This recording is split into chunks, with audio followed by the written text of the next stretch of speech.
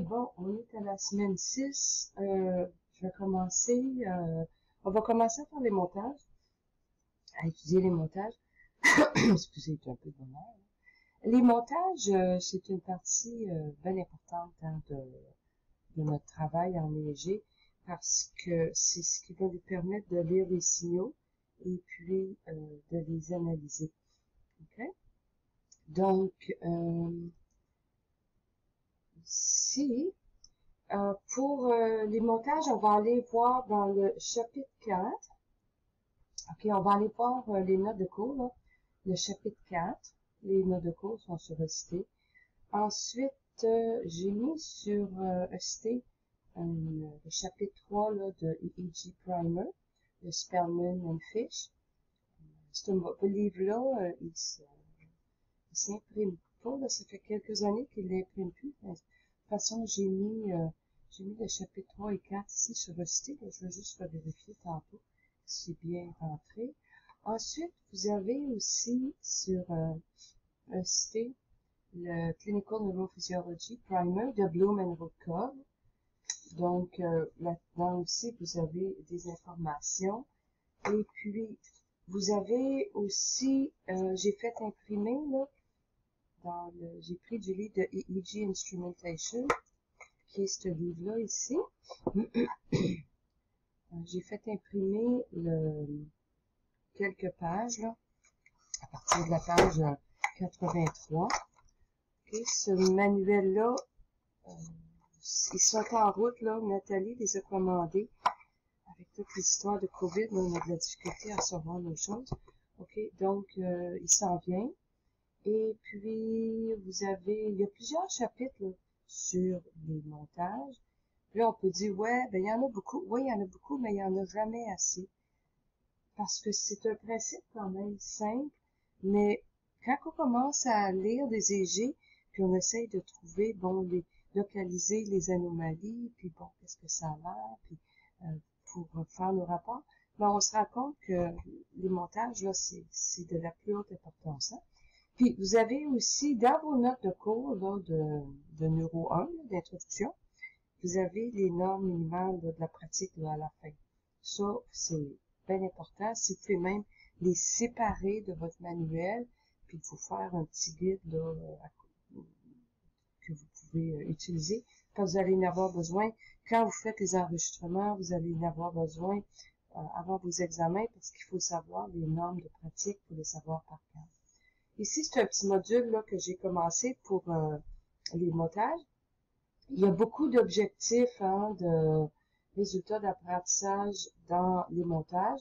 Alors, j'en ai fait une liste ici. Puis, si vous voulez savoir, est-ce que vous avez compris, est-ce que vous êtes prête pour l'évaluation, bien, si vous pouvez répondre aux questions dans les objectifs, si vous pouvez répondre correctement, ça veut dire que vous êtes prête pour les évaluations, vous avez bien compris. OK, là, je suis de retour dans mon chapitre 4 des notes de cours, polarité et montage. Alors, à la fin de ce chapitre, l'étudiant sera en mesure d'expliquer l'origine des signaux EEG. On les a déjà vus. D'où c'est que ça vient, ça, ces signaux-là? Ensuite, on va voir aussi un peu le rôle des amplificateurs différentiels. Vous devriez voir ça dans le cours d'instrumentation, mais je vais regarder ici avec vous autres aussi. On va expliquer le mode commun de réjection, okay? Le Common Mode of Rejection, Common Mode of Rejection, CMRR. Hein? Puis vous allez pouvoir identifier les polarités des signaux EEG selon la convention des polarités, expliquer ce qu'est un montage. Vous allez devoir connaître les règles de base pour l'élaboration d'un montage. Il y a deux types de montage, on va les voir, on va les définir. Il y a des types, il y a des noms. OK? Il y a deux grands types, donc des principes de montage. Et puis, de ces types-là découlent différents noms de montage. Il faut les connaître. Vous allez voir aussi apprendre comment construire des montages selon les règles de base et d'énumérer les utilisations propres à chacun des montages. Donc, tel montage, ça sert à quoi, puis qu'est-ce qu'on voit avec ça, puis pourquoi l'utiliser plus qu'un autre, puis pourquoi changer de montage, etc., etc. on va continuer ici. Le régime de l'activité électrique du cerveau, c'est selon James Irwin, là, puis dans ce livre-là, Primer of EEG. Il y a beaucoup de primers de EEG, hein. Il faut toujours regarder des auteurs, c'est ce qui est important. Alors, l'EEG enregistre l'activité électrique du cortex cérébral. L'activité électrocorticale est mesurée en microvolts. C'est important, c'est des microvolts. Donc, c'est très petit. Des microvolts, c'est petit.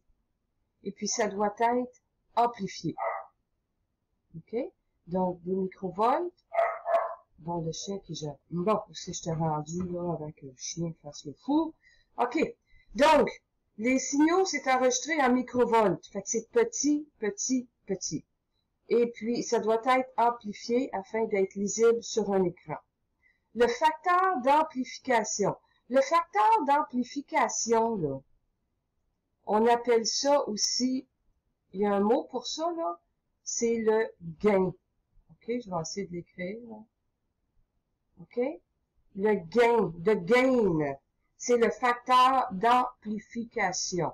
Le signal est amplifié par un gain d'au moins 1 million.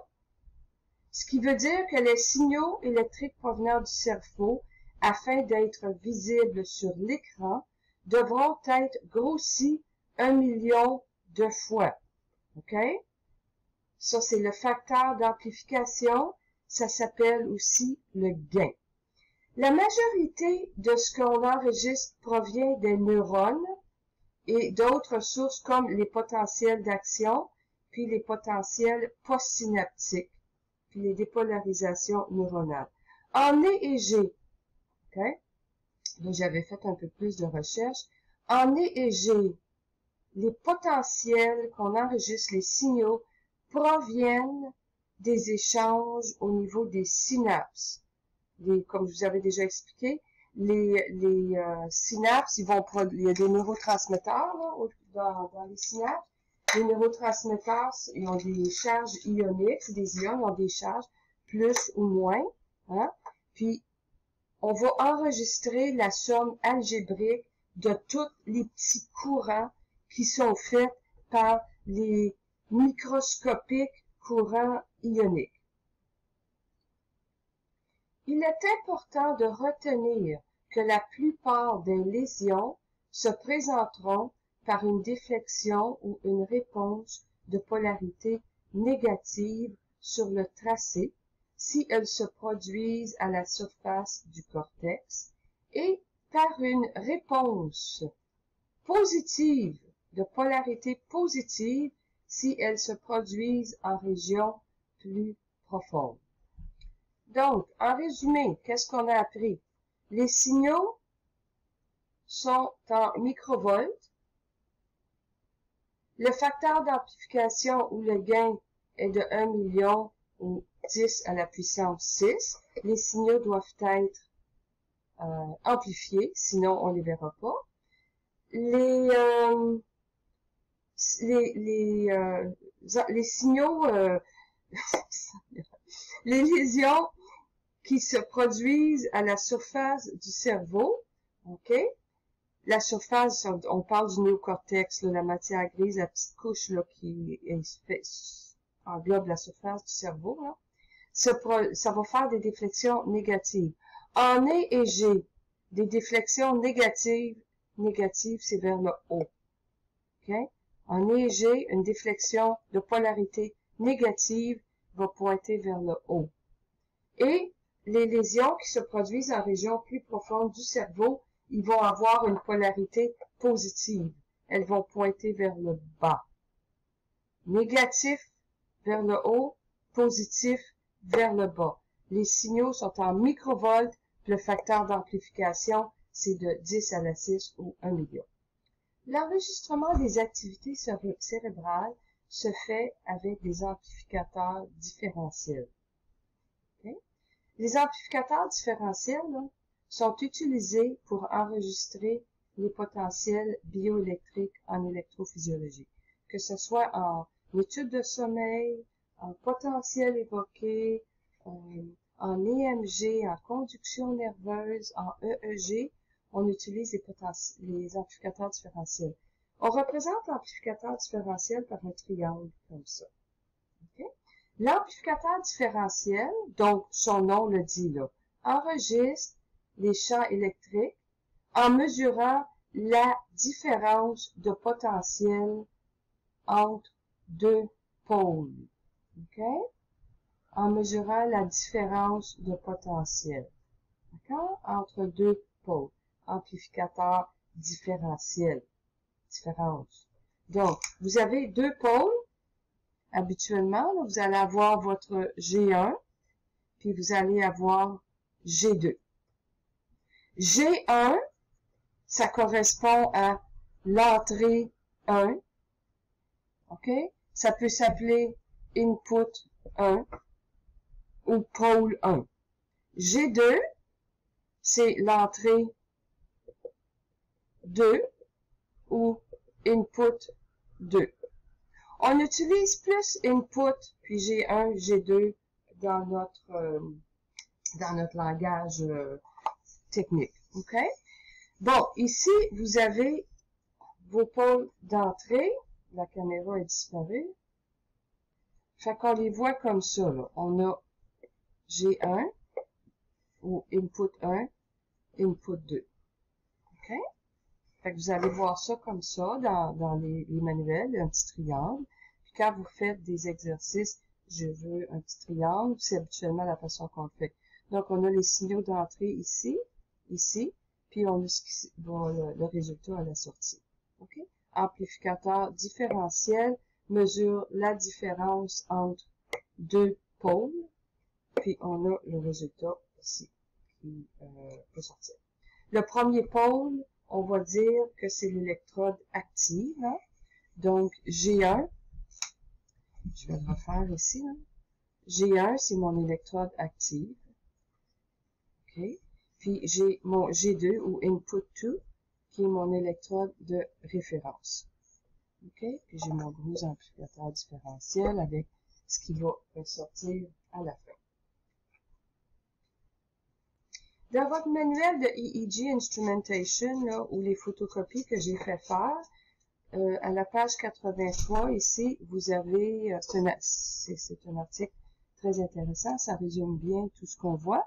Alors, un montage, c'est quoi? Fait qu'un montage, dans notre langage technique, c'est comme un assemblage de plusieurs images, ok? C'est un montage qui va nous donner si on veut, une image électrique, hein, de ce qui se passe dans le cerveau. Fait que le montage, c'est comme un assemblage de plusieurs signaux électriques à différents endroits du cerveau. Puis, bon, juste comme elle répète ici, là, c'est avec les amplificateurs différentiels, fait que vous avez l'amplificateur différentiel ici G1 moins G2, là, puis ça va nous donner un signal. Ok, fait qu'ici j'ai une tête, j'ai mesuré mes électrodes, ils sont un petit peu croches en arrière ici, on va les arranger.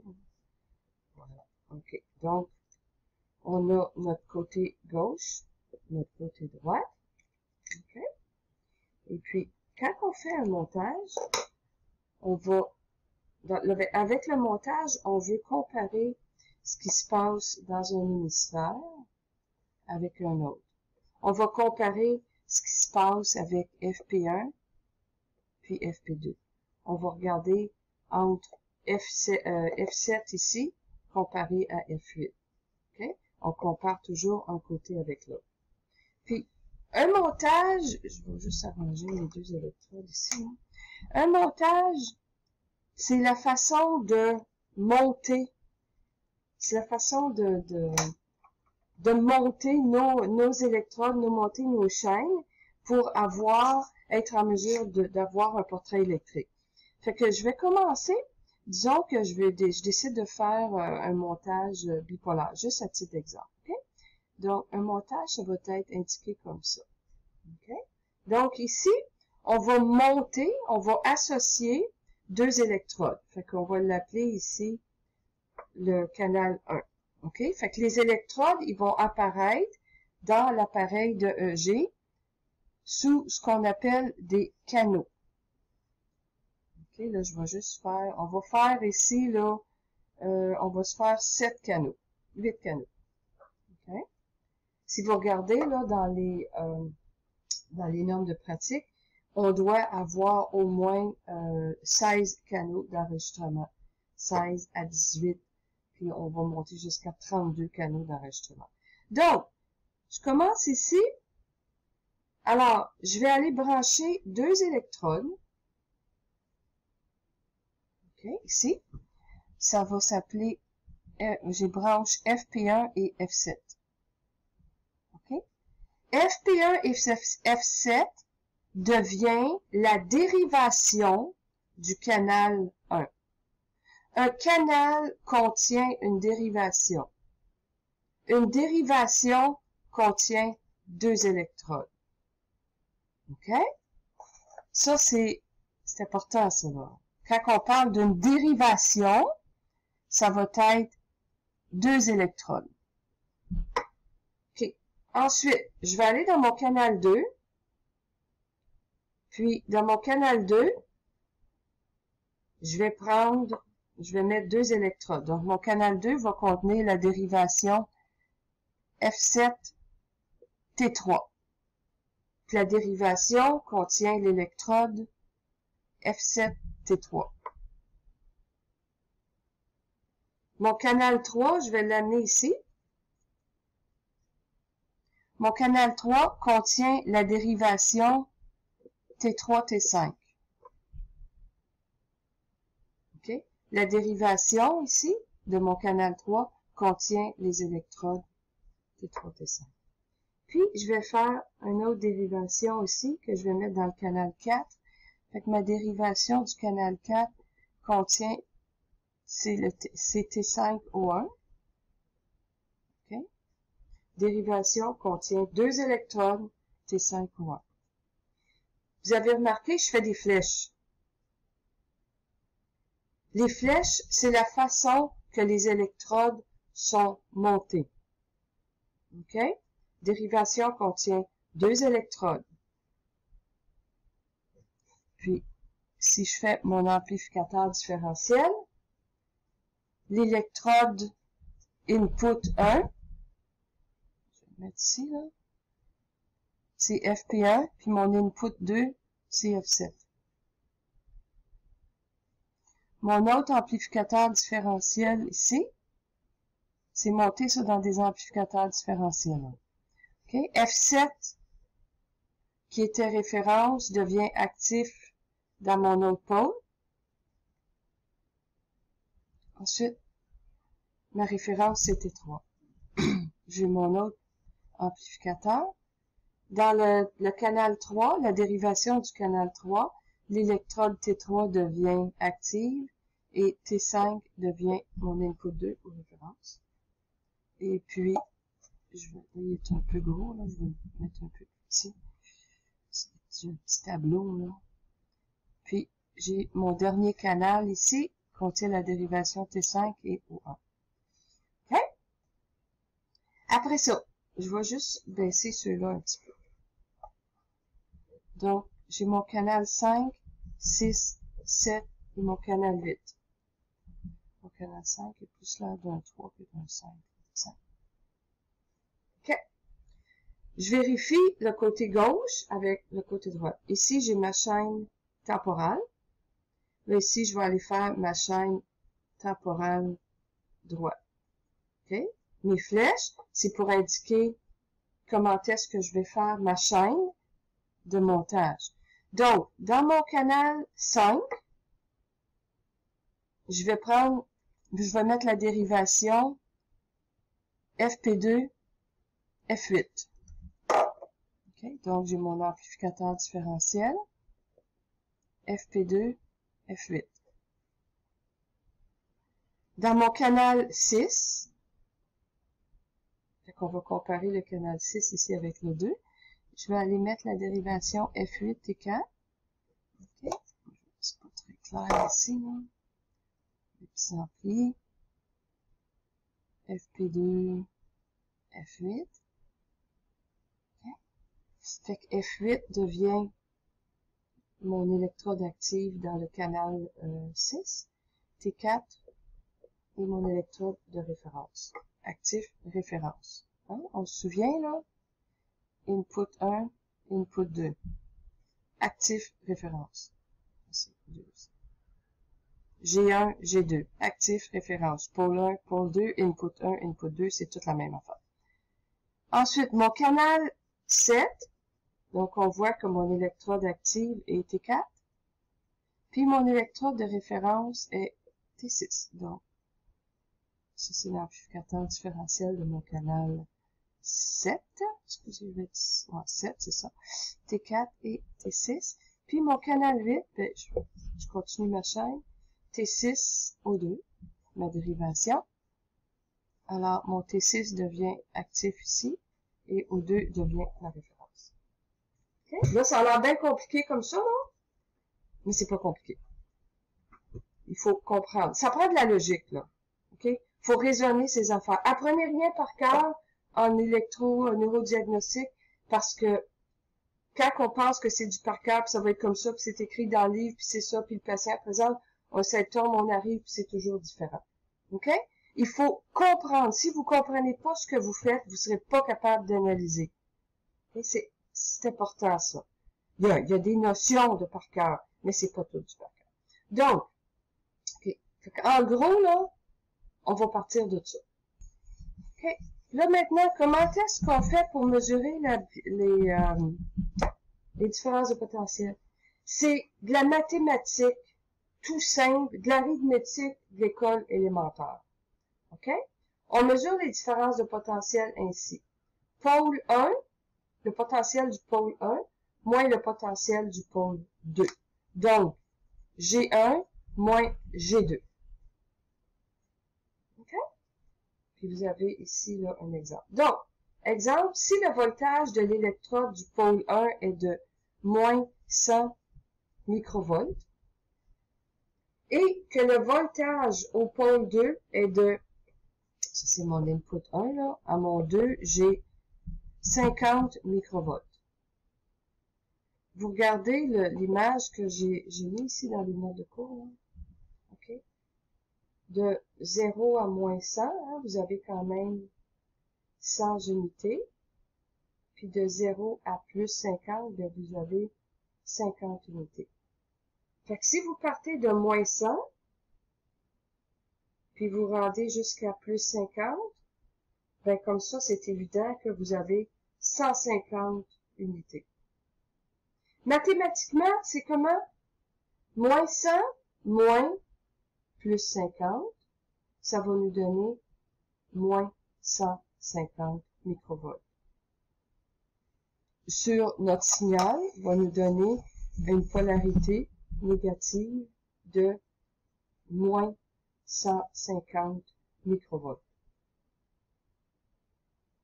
Fait que vous avez ici, sur le tableau, là, attendez, je vais le mettre ici. Je l'ai fait là, avec l'amplificateur différentiel. Là. Fait que, à l'input 1, j'ai un signal de moins 100. À l'input 2, j'ai un signal de plus 50. Mathématiquement, là, faut le faire mathématiquement, hein, pour commencer. OK? Ça va nous donner moins 100, moins plus 50. Un plus puis un moins ensemble, ça reste moins. Donc, ça nous donne 150 microvolts. Okay? Puis là, on dit, ben non, moins 100 plus 50. Moins 100 plus 50, ça fait 50. Non, non. C'est moins 100, moins plus 50. Puis vous avez vu, là, dans l'autre, quand vous avez ici l'exemple, là, OK, l'espace entre 100, moins 100 et 0 et plus 50. Puis, si vous regardez, une autre façon de le voir, si vous connectez ces deux choses-là ensemble, la différence de potentiel, là, c'est ça, plus ça. Fait que si vous les collez ensemble, ceux-là, là, qu'est-ce qui arrive? Ben, ça vous donne une différence de potentiel de moins 150, hein? Puis, faut se rappeler qu'en EG, le signal de sortie va toujours pointer sur le pôle qui est le plus négatif.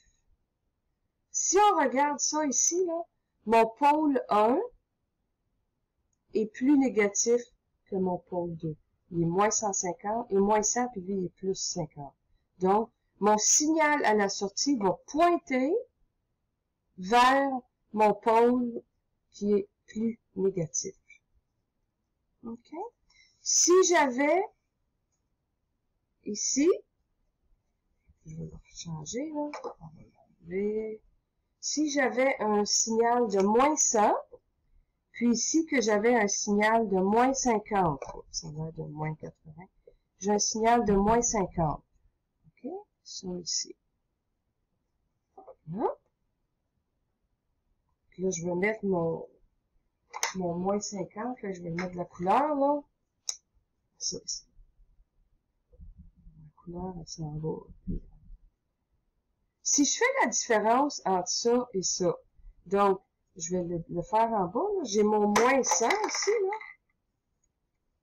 OK? Puis, moins 50. La différence, là, c'est ça. C'est moins 50.